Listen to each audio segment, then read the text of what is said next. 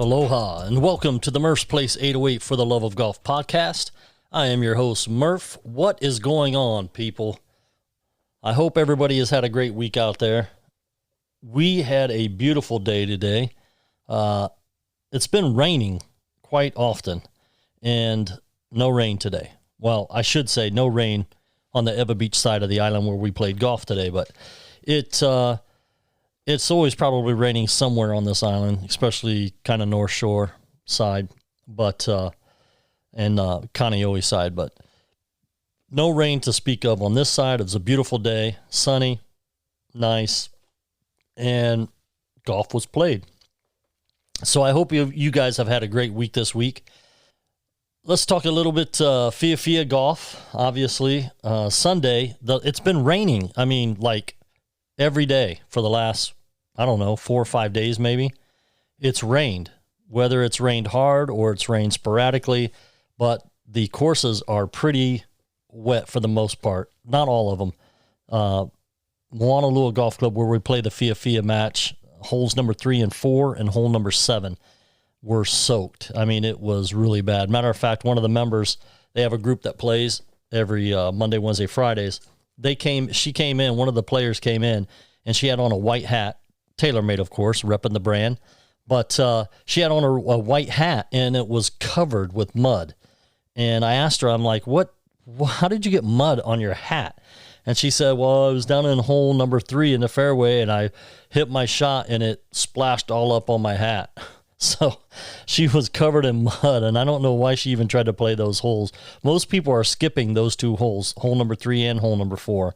Matter of fact, we moved the tees. Hole number 4 is an uphill par 5, and we moved the tees to the top of the hill where it was somewhat a little bit drier, but it's still, the whole course is wet. We've had so much rain and not a lot of wind to help dissipate that rain and get it drained out.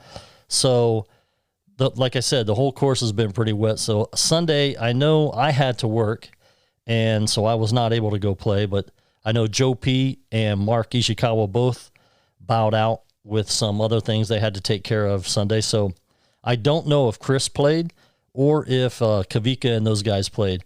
So it's possible the belt is still sitting in Mike's office. We don't know. We'll find out. I'll find out tomorrow when I go into work.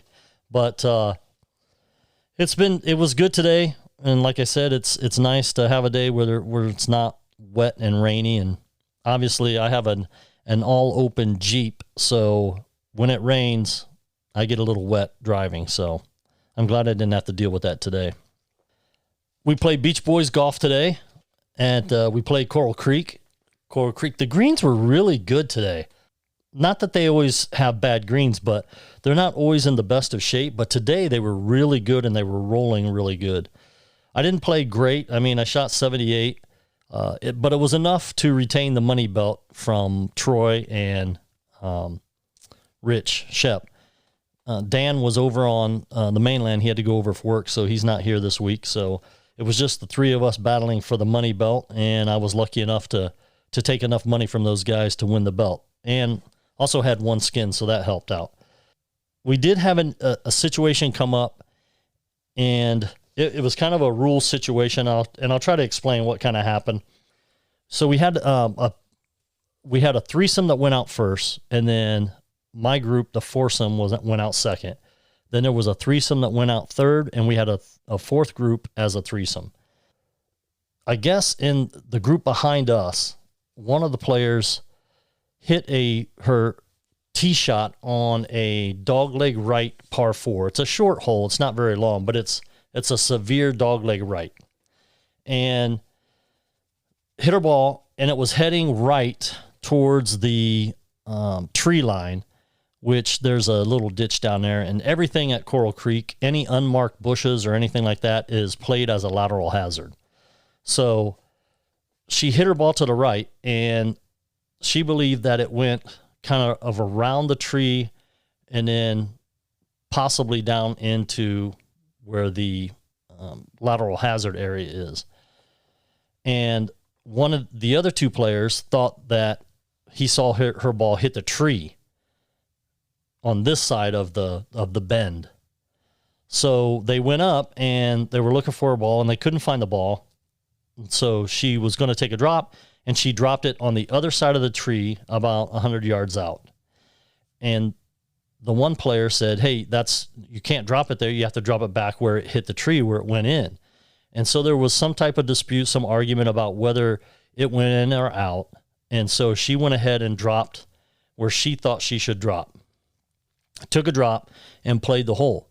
So I don't know, it was probably a few holes later. We were on parallel fairways, and they drove over and told me what had happened. Obviously now, the way the rules works is this. If there is some type of question as to how to proceed with a rule, you obviously try to find a rules official. Well, obviously, we don't have rules officials out there for Beach Boys club play. And if there's no rules official, then you play two balls. You drop one where you believe that you should play it from, and you drop one where the dispute is said that you went out. That's where you drop a second ball. And you play two balls. You pick which ball you're going to score with before you hit the shot. If you don't pick a ball, the first ball you hit is automatically the ball that you score on. So she didn't want to do that. She just dropped it where she thought it went out and played it and played on that way. Now, the rules say that in stroke play, in match play, you can agree, the two people can agree, if there's no rules official around, you can agree on how to proceed with the rule. That wasn't the case in this. This is stroke play that we're playing, and there was no rules official around to make that determination. So what in fact should have been done was she should have played two balls without penalty. And like I said, you have to decide which of the two balls you're going to count for your score by announcing it to to your competitor or marker or whoever it may be. And if you don't report which one you're going to score on, the first ball you hit is treated as that ball chosen by default. Now, when you come in to turn in your scorecard, you have to report the facts of the situation to the committee before you return your scorecard. Even if you score the same with both balls. If I drop a ball where I think I should play it from, and I drop a ball where they say I have to play it from, and I score, say, a 5 with both balls, it doesn't matter if the score is the same. If you don't bring that situation up to the committee before turning in your scorecard, you're disqualified. Now, I don't want to disqualify players, but there was a specific email put out to all the players saying that, this was been a couple of weeks ago, that people are starting to get a little lax on the rules. You have to enforce the rules to protect the field. If you're a player and you think somebody is doing something against the rules, you have to inform that player, or you could even become involved in some type of penalty. You have to inform the player that they're violating rules. And if they don't think they are, then you play two balls, you come in and you get a decision either from a rules official or from the committee. Well, she turned her scorecard in, but she never brought it up to me, but I'm not holding that against her, because the other two guys told me, they came over in the other fairway and told me what had happened. So when I went in, I talked to Steve and to decide what course we would take. And it was, then when she came in and turned in her card, she never said anything to me about what had happened. So by rule, you're DQ'd. And she would have been DQ'd anyhow because she didn't play two balls. You can't just choose to take your shot and not play two balls to get it resolved by the committee. Now, had she done that, had she played two balls and came in and reported that there was a rules question and that she played two balls and this is what happened, this is where I believe it went out. He thinks he saw it go in the tree. The third player that was with him said that he didn't see the ball, so he was no help in determining what actually had happened. If that would have happened, then she's given the benefit of the doubt. The player is given the benefit of the doubt. So she would have been fine. She would have, played that first ball that she hit, and if that's what the one she was scored on, that's the score she would have got. But she didn't do that. She didn't even play both balls. So that's why she ended up getting disqualified. and it turned into a very ugly situation where there was a lot of yelling and cursing going on, which is not a good look for the club. We don't do that. We were in the restaurant when all this occurred. So, after severe apologies and a little extra tip money to the people working the restaurant, she was asked to leave and the situation was over. Now, I don't like doing that. If you guys remember, I had to do that to another player. It wasn't on the same deal, but it was violating the 20-minute finishing rule that you have to finish within 20 minutes of the group in front of you. I had to assess the penalty of, if you don't finish within 20 minutes, then you lose half of any money that you win in the club. And that cost that player almost $300. So I don't like doing that. I don't like being that way, but you got to protect the field. It's unfortunate because it is club play. It's not like we're playing for millions of dollars. And I don't like people being upset or being mad, but you have to follow the rules. You just got to. You can't just take it upon yourself. I mean, it cost me a club championship one year when I went to address my putt and my ball went forward just a little bit. And I was at the top of the green, the back of the green, and my opponent was down at the bottom. And as soon as I addressed the ball and my ball moved, I was like, oh, shoot. And he was like, what happened? A bug was on your ball? He didn't even see it. And I go, no. I addressed my ball and my ball moved forward. He said, did it oscillate or did it actually move? I said, no, it moved. It moved. It cost me a club championship. But that's the kind of stuff you have to do. That's why I love this game so much. There's no referees out there. There's nobody out there to call penalties on you. You have to have the integrity to do it on yourself. And if you don't know, I don't expect everybody to know the rules. I know all the guys in our club don't know all the rules. But that's why you have those other rules or remedies to play two balls and then come in and get an official ruling. So you have to do that, and you have to protect the field. There's been guys complaining about guys taking 10 minutes to search for balls.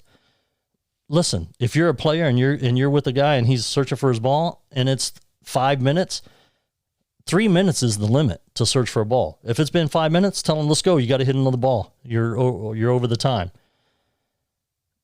You gotta protect the field, and you have to have the integrity to call penalties on yourself, even though it may cost you.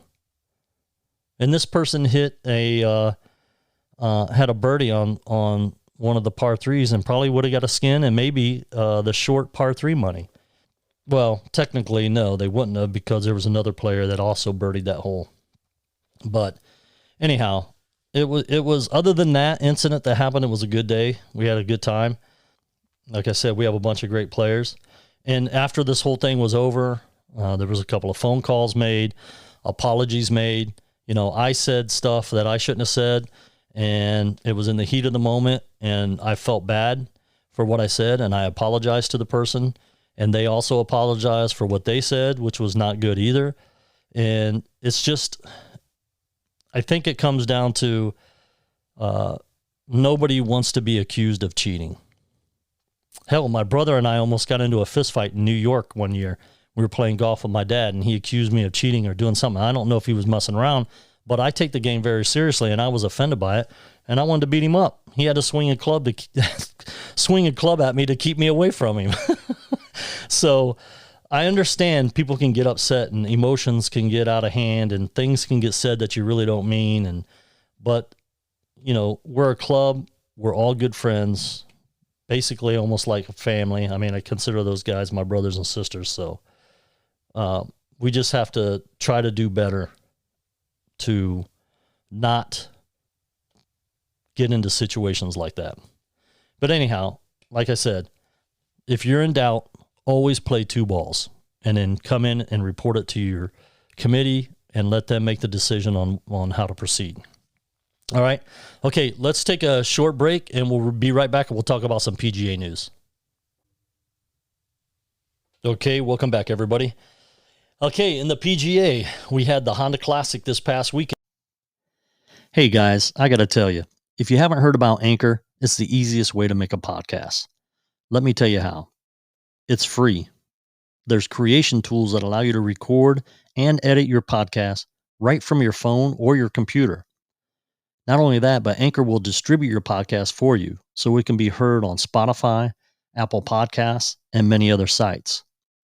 You can make money from your podcast with no minimum listenership. It's everything you need to make a podcast all in one place. Download the free Anchor app or go to anchor.fm to get started. That's ANCHOR.FM. Again, played at PGA National in Palm Gardens, Florida.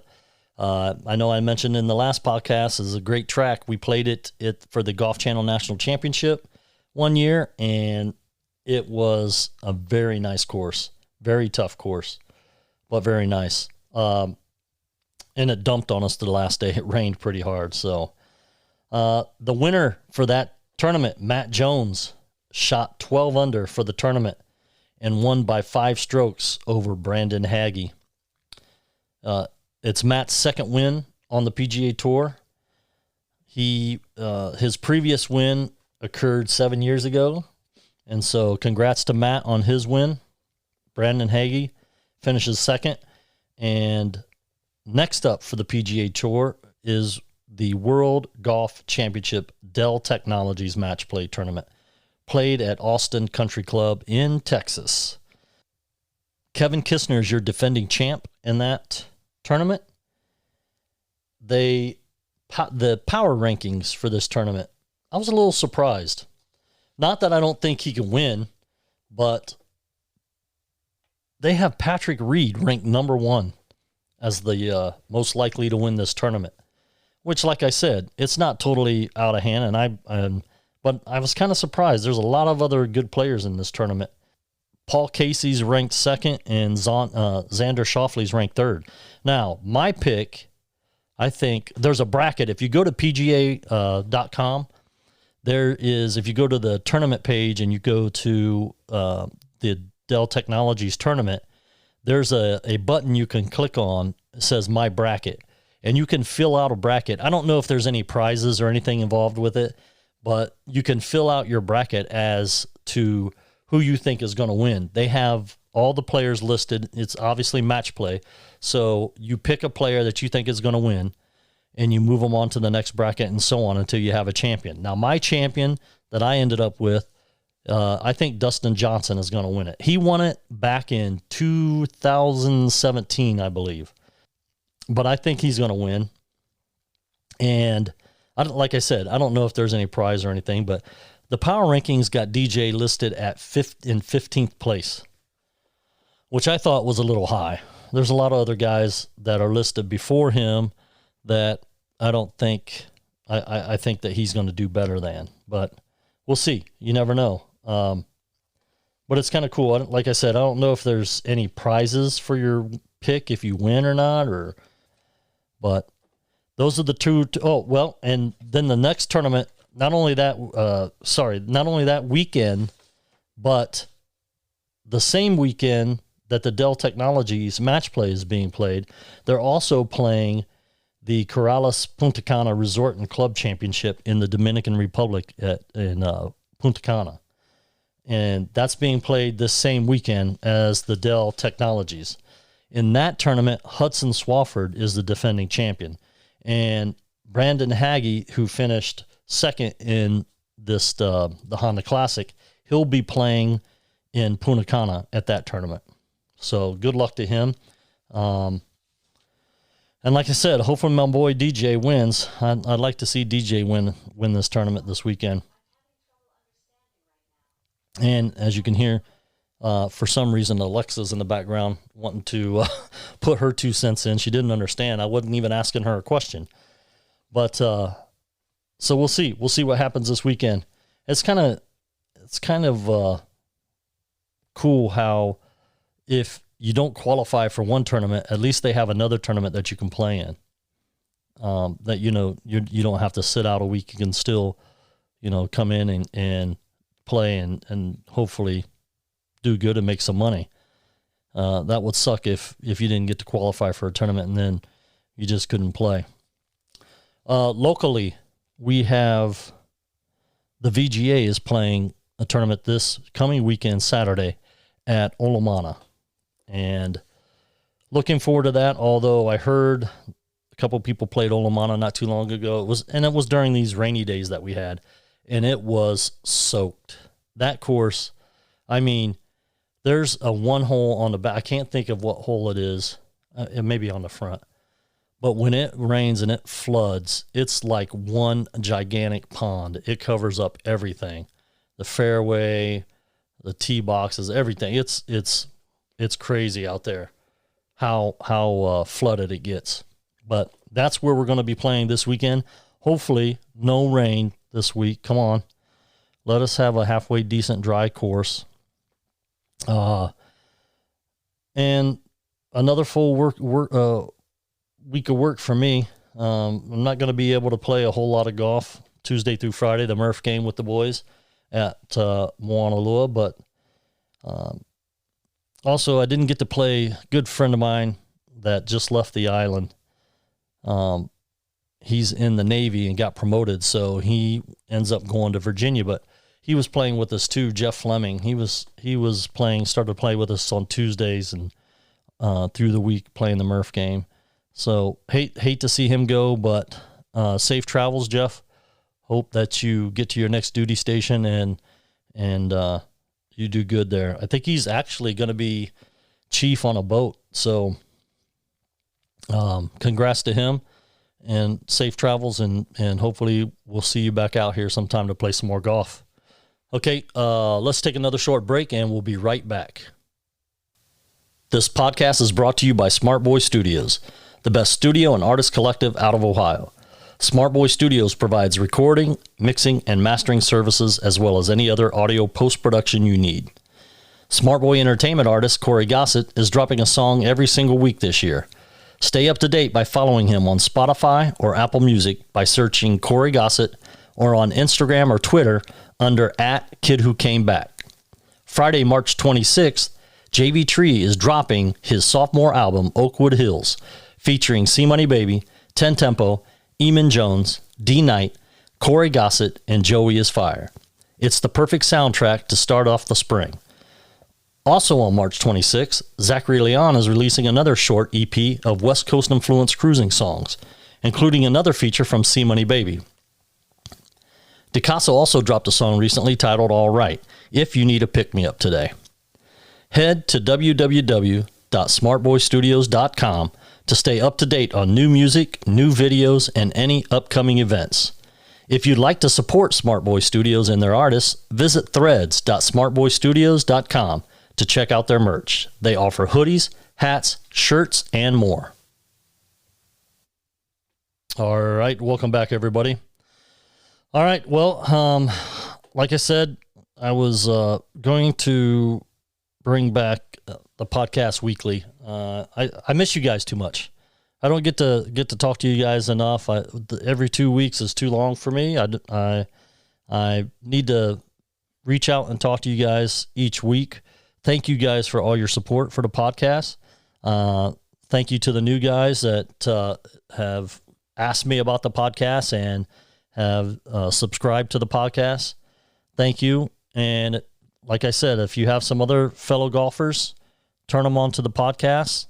Also, if there's anything you want me to discuss, please shoot me an email at merceplace808@gmail.com. Send me an email and let me know what you want to talk about, or if you have any rules questions or anything that I can help clarify for you with golf, or maybe you just want to tell me a story about something that happened. I'm always glad to listen and hear funny stories about what happens on the course. So please feel free to shoot me an email and let me know. Also, if you'd like to support the podcast, go to Anchor, the website, and there's a button there you can click. I think it's also on the other websites. There's a spot that you could click on to support the podcast. I appreciate those that do. Thank you. It helps continue for me to bring content and to talk to you guys and talk some golf. Also, if you'd like to join the Beach Boys, please go to our website, beachboysgolfclub.org. You can contact me there. There's an email spot there for me. You could contact and ask about joining.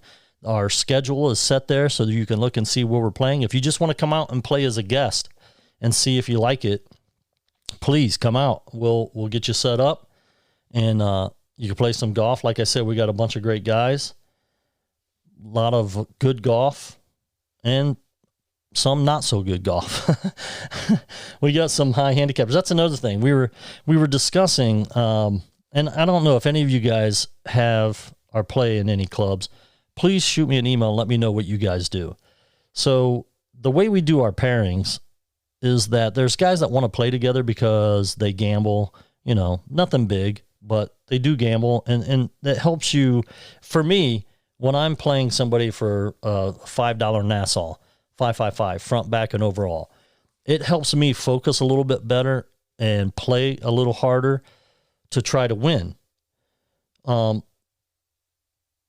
So we normally play in groups like that. Now, not everybody, there's a couple of guys that want to gamble, but the guys that they usually end up playing with don't gamble. So it was brought up and we talked about it. And so what we're going to try to do is we have 2 different color shirts. Each week we either wear a white Beach Boy shirt or a blue Beach Boy shirt. So what we decided to do was for the next 4 weeks, on the days where we wear a white shirt, the pairings will be made by handicap, meaning all the low handicap players will be broken up into foursomes and play together. All the high handicap players will be broken up in foursomes and play together, or threesomes, depending on how many people we have. And on the days where we wear our blue shirt, which is every other week, we will have a random draw for who you play with. We normally, Steve puts out a group message each week saying, hey, this week we're playing here. And also it's on the website, but he reaches out to everybody so we get a head count of who's all going to come. So everybody responds, I'm in, I'm out, whatever. Can I bring a guest? That kind of stuff. So each week we'll have a head count basically, and we can have names drawn up already. And then when we get to the golf course, we'll draw names for the groupings. So we're going to do that for 4 weeks. 1 week handicap, the next week random draw. The 3rd week handicaps, the 4th week random draw. And after the 4th week, we're going to take a vote. And whoever, we're going to take a vote on whether we keep doing it the same way, handicap, random draw, or we go back to playing with the people you want to play with in your group that like to gamble. And whatever the majority decides, that's what we're going to do as a club. It's hard to please everybody. You're not going to make everybody happy. But you have to make the majority of people happy. So unfortunately, believe me, I want to make everybody happy, but it's just not possible to do. But I'm willing to try new things to see if we can make it better. Or there's some guys that don't like playing with other guys and whatever, but you're not going to make everybody happy. So we're going to do our best to see if this works. And if it doesn't, then like I said, we're going to take a vote and decide what we're going to do as a group. I'm not a dictator. I'm not going to tell everybody this is what you're going to do. This is how we're going to do it. But I want to get everybody's input. And it came from a couple of different players about doing it this way. So, but let me know if you guys are in a group, shoot me an email, murphsplace808@gmail.com. Let me know how you guys do your groupings. If it's by handicap, if it's by random draw, or if it's by who you like to play with. And, but shoot me an email and let me know how you guys do it if you're playing it in your clubs. All right. Well, listen, it's been a great time talking with you guys tonight. Thank you guys all for tuning in and listening. I hope all of you guys have a great week. Like I said, I will talk to you guys next week. I definitely will go back to weekly. Had some comments that, like I said, people want want to hear it every week. And like I said, the guy that listens to it, he brought it up again today. He was like, yeah, I turned your podcast on when I went to bed, and finally it was there, because he's used to hearing it every week, and here it was, like, 2 weeks later. So yeah, I told everybody on the podcast, I was like, yeah, I wonder if he likes to go to sleep to my soothing voice, or if he's just so bored by me that it puts him to sleep to hear me talk. So he was cracking up. We were talking about that today. But anyhow, I hope everybody has a great week. Hey, listen, if you're playing golf, hit them straight, hit them long, but don't hit them often. All right, everybody. Aloha. Have a great weekend.